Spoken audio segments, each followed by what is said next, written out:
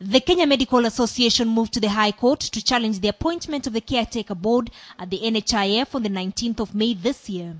The association argued that the president failed to appoint members of the board as stipulated in the State Corporations Act by excluding a representative of the association, among others. Justice Weldon Korir of the High Court suspended the Caretaker Board until the matter is heard and determined. This ruling now forces Acting Chief Executive Adan out of NHIF after he declined to comply with the directive this week from the Line Minister, Professor Nyong'o, to hand over to Richard Kerich and return to his previous posting at the Ministry of Medical Services. There has been a standoff over the last 3 days at NHIF after Adan declined to vacate office.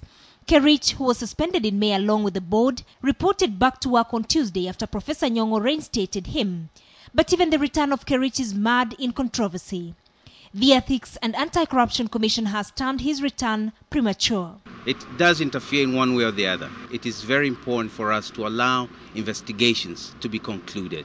In concurrence, Director of Public Prosecution Keriako Tobiko advised Nyong'o against reinstating Kerich. Tobiko argued that he had not yet received the findings of the probe by the EACC and the police. In his letter to the minister, Tobiko also responded to allegations that the Caretaker Board accredited 77 facilities that are not licensed by the Medical Practitioners Board.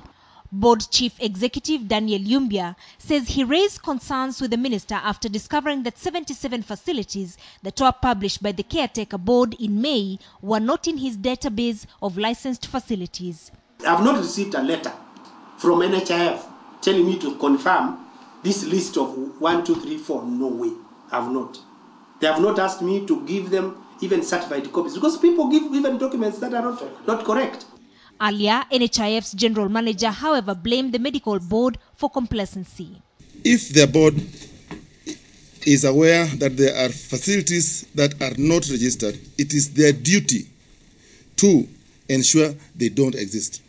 These facilities must apply to us for us to know that this is where they exist.